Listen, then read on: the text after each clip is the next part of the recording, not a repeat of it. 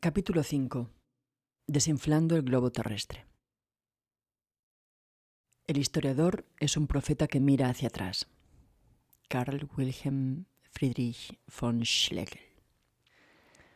O también, según lo que estamos viendo, una profecía puede ser ocasionada mediante trucos e intenciones cuyo resultado haya sido planeado con antelación.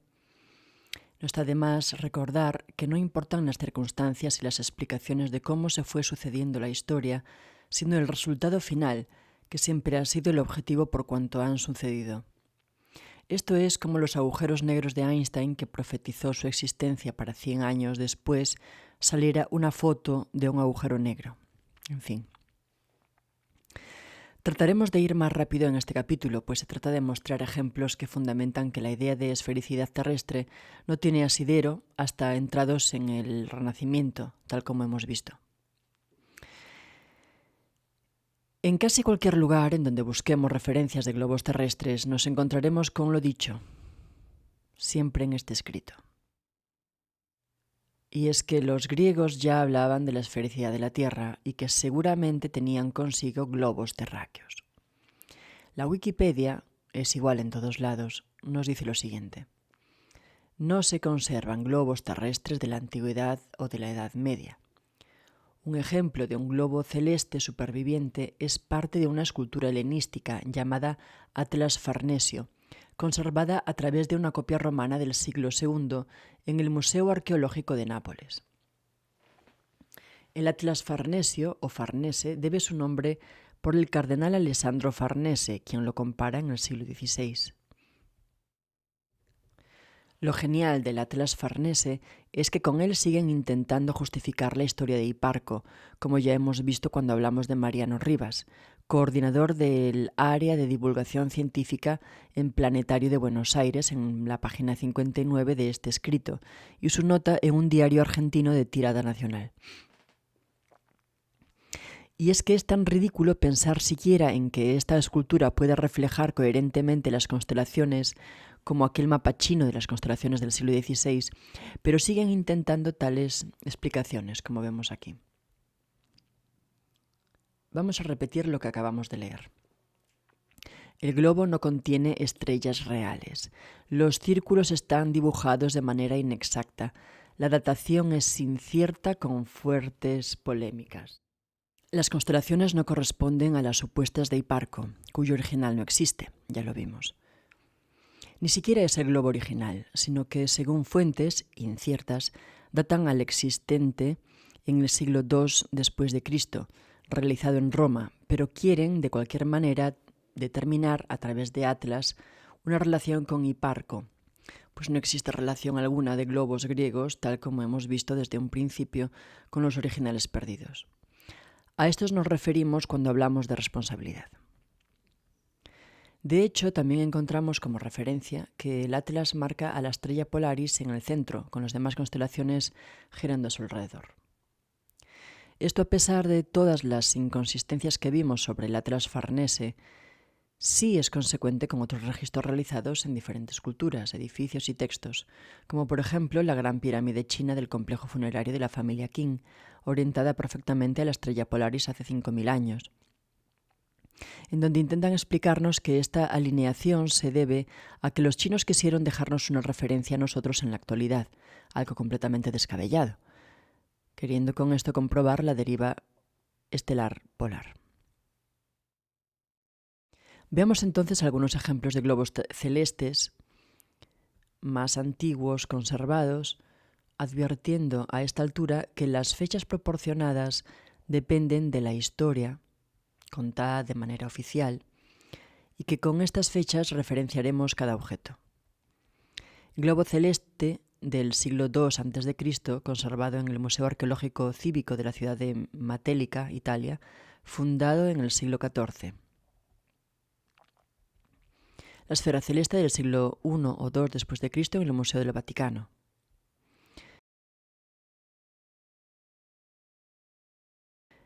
La esfera celeste romana del siglo I o II después de Cristo del Landesmuseum Württemberg, Stuttgart, Alemania.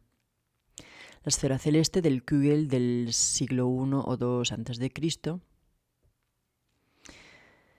Esta última es interesante, pues se le atribuyen que contiene una representación de las constelaciones según Higino, que vivió en el siglo I a.C. y parte del I después de Cristo, de quien no han sobrevivido casi ninguna de sus obras. Dejamos una copia de Astronomía de Higinio del siglo XII en este enlace. Recordamos la mención anterior de la esfera celeste de Bosco Reale, también del 50 a.C., que publicamos junto con la imagen de la taza con el emperador sosteniendo la esfera celeste. Quizás el objeto con una representación del cielo más antigua sea el disco celeste de Nebra, encontrado en Alemania en 1999, supuestamente con 3.600 años de antigüedad. Dejamos un artículo muy completo al respecto. Estos son ejemplos de hace unos 2000 años de esferas celestes y representaciones de la creencia que estamos viendo y que parte de la concepción de un dios esférico, etc. Ahora comparemos estos ejemplos con el Atlas Farnese y que cada cual vea lo que nos dicen respecto del Atlas.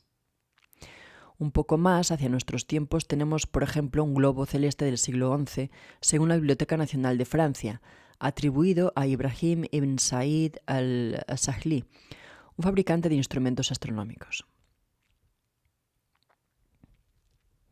El globo celeste del siglo XIII del persa Muhammad ibn Mahmud, el sexto globo celeste más antiguo en existencia, según nos aclaran. El globo celeste de 1537 de Regner Gemma Frisius, astrónomo y matemático holandés. Otro ejemplo es el globo celeste de 1600 de Jodocus Hondius, Jos de Hont, cartógrafo belga. O el globo celeste de 1670 del Observatorio Nacional de China, construido luego de la llegada de los jesuitas mencionados anteriormente. Y el globo celeste del Museo Cervantes de España de 1693.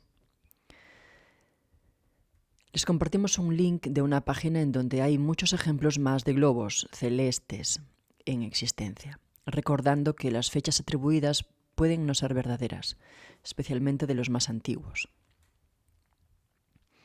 Ya hemos visto cómo en el Atlas Farnese intentan justificar la historia oficial, siendo similar a lo que quieren instalar con la Gran Pirámide China de la dinastía Qing, construida hace más de 2000 años y orientada perfectamente a Polaris, algo imposible si existiera la precesión equinoccial, diciendo que la construyeron siguiendo la deriva de la estrella polar. Hemos estado viendo hasta aquí diferentes representaciones existentes de esferas celestes de varias épocas, cuya razón de existencia corresponde al concepto esférico de cosmos, tal y como se entendía desde algunas regiones de la antigüedad, al menos según la historia oficial. Por esta razón no es raro encontrarlos en el arte, en monedas, en esculturas y globos maqueta, algunos de ellos con 2000 años de antigüedad. ¿Será igual con el globo terrestre? Bueno, a priori, si la Tierra esférica se conoce desde la misma época que el cosmos esférico, sería razonable pensar que también existen representaciones de globos terráqueos comprobables, y no en dibujos de traducciones 1000 años posteriores al texto original. Veamos qué sucede al respecto. El globo terráqueo más antiguo que se conserva en la actualidad es el Erdapfel de 1492 de Martin Behaim, realizado por George Glockendon.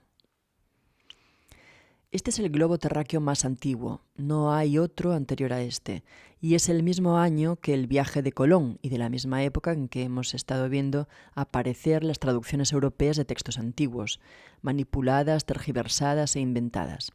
No hay monedas con globos terrestres, no hay estatuas, no hay murales anteriores a este globo.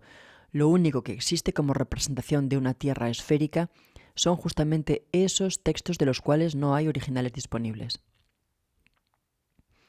Y no se trata siquiera de un globo terráqueo como lo conocemos en la actualidad, pues simplemente un mapa de la época con la Tierra conocida hasta ese entonces, suponiendo que América no era conocida anteriormente, claro, pegado a una esfera de cartón o madera, un mapa de Europa, Asia y África, y por eso se ve la parte asiática cubriendo gran parte del globo. Es decir, la Tierra conocida en esa época que muestra el mapa ocupa todo el globo. sin dejar lugar a esas antípodas o terra incógnita de la cual suponían debería existir, como las de Américas. El globo terráqueo más antiguo es de 1492, y los que hayan llegado leyendo hasta acá no deben de estar extrañados realmente. ¿Cuál es el segundo globo terráqueo más antiguo del que hay registro? El globo verde, atribuido a Martin Waldseemüller, de 1507. La Biblioteca Nacional de Francia nos dice lo siguiente. Durante mucho tiempo, atribuido al estudio de Nuremberg de Johannes Schöne, este globo está muy cerca en términos de nomenclatura y ciertos rastros de un mapa mundial elaborado en 1507 por Martin Waldseemüller, un geógrafo humanista y miembro del Gimnasio Saint-Dié.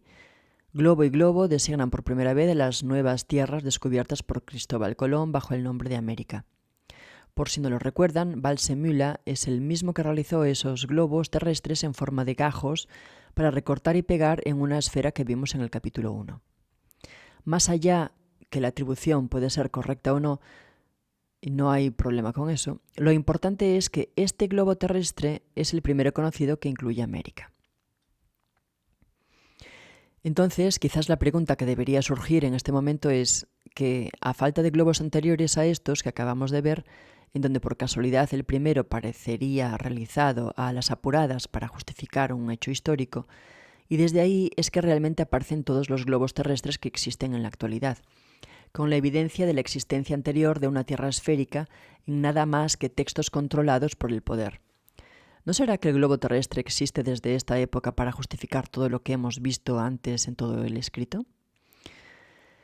Veremos en el último capítulo si es posible responder a esta pregunta, o al menos dejar una impresión acorde a todo lo que estamos viendo. Posteriormente, sí que hay globos terrestres por doquier, de los cuales pondremos algunos ejemplos a modo de graficar, pues ya son más conocidos. Primero, otra del globo verde atribuida a Waldseemüller, pues es importante que se vea cómo realmente está representado. Recuerden esta forma de sujeción, por favor. El globo terrestre de Gemma Frisius, de 1536. Un atlas geográfico solo de España y sus adyacencias del siglo XVII, para que se pueda observar que se puede reproducir un mapa zonal en toda una esfera. Un globo terrestre chino de 1623. Ya habían pasado los jesuitas por allí, antes de ellos nada. Un atlas sosteniendo un globo terráqueo de 1859 en vez de la esfera celeste. Ya dijimos que la Tierra esférica es una representación de la esfera celeste, ¿verdad? Y una esfera terrestre que es muy interesante, conocida como la bola Picchio o la bola del mundo de los jardines de Picchio de Santander, España, o Tierra Paralela. Es interesante, pues para muchos esta esfera terrestre demuestra la esfericidad de la Tierra, puesto que se encuentra orientada tal a como nos dicen que está orientado el planeta Tierra, y mientras la luz del Sol pasa por ella en diferentes horas del día, marca las horas exactas y la disposición de la luz solar tal a como pasa en la vida real en el planeta. Es decir, todo lo que está sucediéndole a la Tierra esférica, planeta, día a día, estación tras estación, le sucede de la misma manera a la bola Picchio. Y esto sería una prueba de que la Tierra evidentemente es esférica. Pues no, ya que solo se trata de un reloj de sol esférico y el comportamiento que vemos puede deberse a otros factores como veremos más adelante y no solo a que la Tierra sea esférica. Además, hay que recordar que hemos visto y veremos que la concepción de la Tierra esférica se debe a la esfera celeste. Por lo tanto, fue moldeada esta concepción según lo que sucedía en el cielo, obteniendo una Tierra esférica con las características que conocemos hoy. Es decir, que de la misma forma, si se explicara una Tierra cuadrada y se hiciera el cubo Picchio, con la misma forma, disposición y característica que la original, se comportaría igual que la bola Picchio. Por lo tanto, no demuestra nada, salvo que será otro argumento quizás en este escrito para mostrar por qué se creyó en un cosmos circular y por qué la Tierra es solo el reflejo de ese cosmos y a él se debe. Compartamos ahora solo algunas representaciones en este arte pictórico del globo terrestre, pues a partir de estas fechas de las que estamos hablando proliferaron rápidamente, especialmente en Europa, Pues como vimos con el ejemplo chino, tardó más en llegar a otras regiones aún no conquistadas, y además ya fuimos viendo varias a lo largo de este escrito, pero hay algunas muy interesantes. Por ejemplo, la representación del poeta inglés John Gower en su libro Vox Clamantis, La voz de un grito, de finales del siglo XIV, en donde el autor intenta describir la condición de la sociedad y de los diversos grados de hombres, es decir, las clases sociales. Lo que vemos aquí es al poeta disparando una flecha al mundo tal como se entendía, según la idea griega de los 4 elementos, aire, tierra, fuego y agua, en una representación estilo tripartita. Es interesante pensar en lo simbólico de la imagen y relacionarlo con la idea de la Trinidad católica, con el estatus social de Dios, el Hijo y el Espíritu Santo, devenido en las clases sociales que marcaron toda la historia. Esto se ve en otra imagen de la misma época, en donde se acentúa hacia quiénes va dirigida la flecha o el grito. En donde nos dejan ver la verdadera intención de Gower, siendo esta vez de los segmentos del globo de los clérigos, caballeros y campesinos. Leonardo da Vinci fue uno de los máximos referentes a la hora de imponer el arte esférico, tal como vimos con alguno de sus tantos Salvator Mundi anteriormente.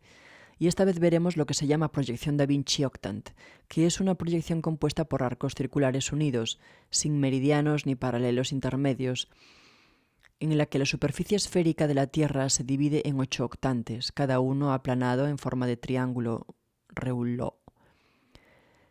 Si se transfiere a un soporte elástico, sería posible cubrir con ellos la superficie del globo terráqueo, muy similar en concepto al globo terráqueo en gajos para recortar el Waldseemühle.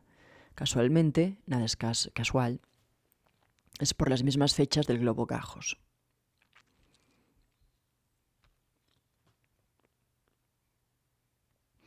Hay cierta discrepancia en la autoría de esta proyección, pero no nos meteremos en eso, y sí mostraremos de dónde sale la atribución a Da Vinci, y es desde este boceto. El boceto se encuentra en el Códice Atlántico, una colección de dibujos y escrituras de Leonardo da Vinci que datan de 1478 a 1519.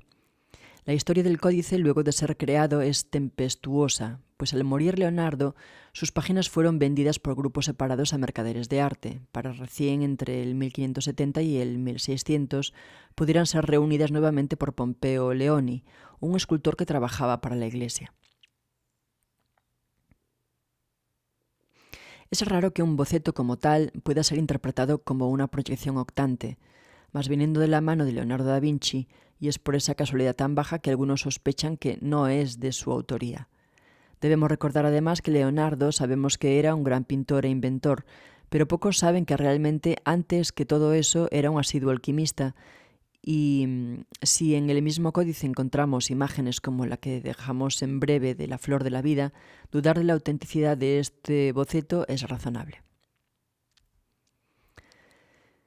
¿Y qué sucede con los instrumentos de medida, experimentación y observación? Pues algo similar. Muchos de ellos de la antigüedad existen y otros supuestamente referenciados en la antigüedad no han llegado a nuestros días, es decir, que no hay anteriores a los siglos XV, XVI o XVII.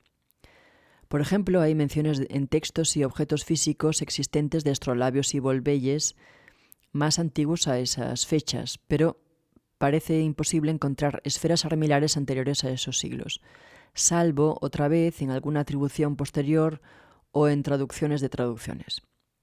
Veamos algunos instrumentos como el astrolabio islámico del siglo XI.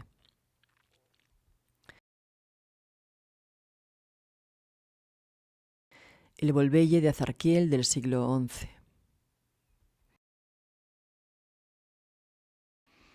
La referencia al volvelle en el libro del saber de astronomía de Alfonso X el Sabio en el siglo XIII. Más referencias en el mismo libro de otros instrumentos. Un astrolabio en manos de monjes en una pintura del siglo XIII. Y ya más para estos siglos mencionados anteriormente, vemos un astrolabio esférico del siglo XV. Y en el siglo XVI, en el libro Cosmographii Caesarum de Petrus Apianus, con equatoriums y volvelles.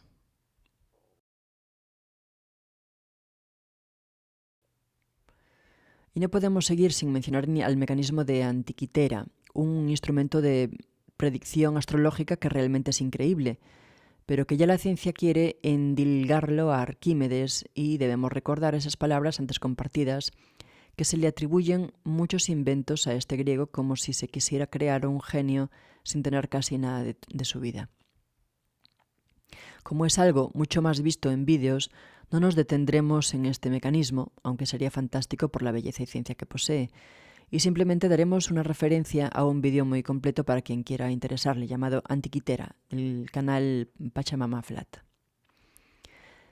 Con la esfera armilar sucede algo diferente, pues a pesar de la fantasiosa atribución a Eratóstenes y de la leyenda que dice que el papa del año 1000, Herbert de Aurillac, intercambió la mitad de una esfera armilar porque le hicieron la mitad de un trabajo encargado, no hay objetos físicos ni referencias en textos más antiguos que estos siglos.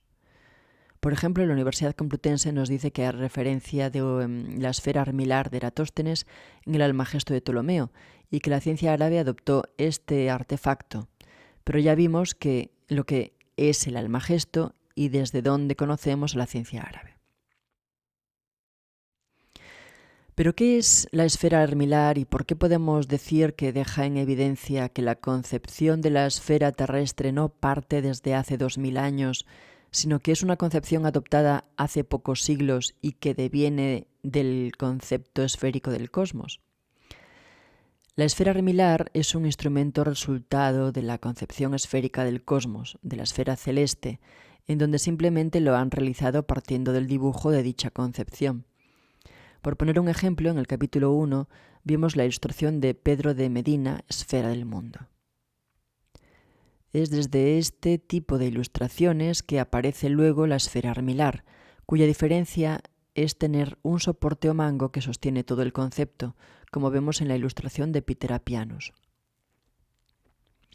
Es importante comprender esto, pues veremos que en un principio esa concepción nunca incluyó a la Tierra esférica en su centro, pues esto es una representación que parte de la posición del observador, como hemos dicho antes, independientemente de su ubicación en la Tierra, posición que obviamente se encuentra en el centro y determina la posición aparente tanto de los astros celestes como del observador, y que posteriormente ese lugar en el centro fue tomado por la Tierra, que incluso las evidencias indican que se llega a esto cuando comenzaron a poner bolitas en el centro de la esfera armilar, cuando se tornó en un objeto tanto científico como de decoración e indicador de estatus social, y la indicación de ese centro no podía quedar vacía ni ser de otra forma que con una esfera, pues rompería con la armonía y la belleza que la caracterizaba. Por ejemplo, en la portada del libro de Alcavitius del siglo X vemos la inexistencia de un centro esférico. En la imagen del Mundi de Gautier de Metz de 1245, en su copia de 1517, vemos lo mismo. En el tapiz renacentista holandés de 1500, lo mismo. Lo mismo en el ecuatorial armilar de Tycho Brahe. En una réplica de 1439, en una representación moderna de Alfonso X, en la representación china del jesuita Ferdinand Verbiest. ¿No es divertido ver al jesuita vestido con ropas clásicas chinas como parte del plan de infiltración inocente en ese país? En el libro escrito de Wang Jingming ya comienza a verse lo que dijimos antes, que de no haber nada en el centro se pasó a instalar una pequeña bola. Dejamos la copia de 1646 en donde en la introducción nos cuentan lo siguiente. Se cree que es la primera obra de un erudito chino con influencia del conocimiento occidental, ya que Wang tuvo gran influencia de Li Zhao, 1565-1630, el funcionario y erudito que tradujo varias obras de los misioneros jesuitas europeos en China. En el observatorio chino de 1670, que vimos anteriormente, podemos ver otra esfera armilar sin centro. Solo encontramos referencias de esferas armilares con la Tierra esférica a partir del siglo XV y comienzos del XVI, como la representación de Ptolomeo sosteniendo una esfera armilar de 1476 que mostramos a la derecha. La representación de Aristóteles en la traducción del libro Tratado de la Esfera, del Cielo y del Mundo de 1420. La esfera armilar de Gemma Frisius del siglo XVI. La impresionante esfera armilar realizada por Antonio Santucci en Florencia hacia 1582 para el cardenal Fernando de Medici. Otra esfera armilar de 1550 aproximadamente. O la esfera armilar más antigua de Oriente del siglo XVII, que en vez de una esfera tiene una caja en su centro. Como vemos, no existen esferas armilares anteriores al siglo XVI de forma física, sino simplemente representaciones de ella en textos traducidos, y tampoco son muchas. Según esto, que puede comprobar cualquiera, la falta de evidencia de instrumentos con tierras esféricas en su interior, sumado a la inexistencia de globos terráqueos anteriores a 1490 y con los demás instrumentos y globos celestes que sí existen con mayor antigüedad y que son independientes del formato de la Tierra, es que muchas personas se permiten dudar de las aseveraciones que constantemente pueden leerse y escucharse. Y es que realmente que existan tales seguridades corresponde más a la necesidad de pisar sobre un suelo firme y la imitación, si todos lo dicen, yo lo digo, que a evidencias reales quizás movidos por la carencia de personalidad que genera la vergüenza. Es entendible igualmente que la repetición de algo que supuestamente está más que comprobado suceda, pues es lo que aprendemos desde que comenzamos a asistir a escuelas de enseñanza, en donde no es posible discutir lo enseñado, pues no se aprueban las materias si eso sucede, tanto desde que somos niños hasta en las universidades, y esa manipulación, desde tan jóvenes, es acarreada hasta la adultez. Pues alguien que discute la falta de evidencias en esas seguridades posiblemente sufra de acosos laborales o despidos, y hay muchos ejemplos de tal cosa. Entonces las dudas que se generan recaen en personas que no tienen esas necesidades y no dependen del control y la presión del poder para que sean visibilizadas ante el público. Lamentable es lo que sucede luego de que esto pasa, pues esa misma gente que no puede hablar o no se anima a hacerlo, la que sale a contradecir lo que dicen aquellas personas que sí pueden, siendo ellos mismos los sujetos que mantienen finalmente la presión para que esto no pueda ser mostrado o discutido, aun a sabiendas que las personas que lo sacan a la luz puedan estar equivocadas. Es más fácil actuar por el miedo que enfrentarlo, y mucho más aún cuando el poder avala esta actitud, pues genera la comodidad de no tener que pasar por lo antes mencionado.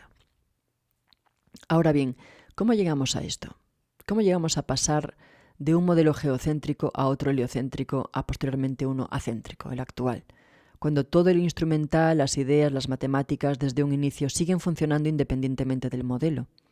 ¿Cómo funciona el sistema de Saros, que es el sistema que se usa actualmente para la predicción de eclipses, cuando está basada en una Tierra que era el centro del universo?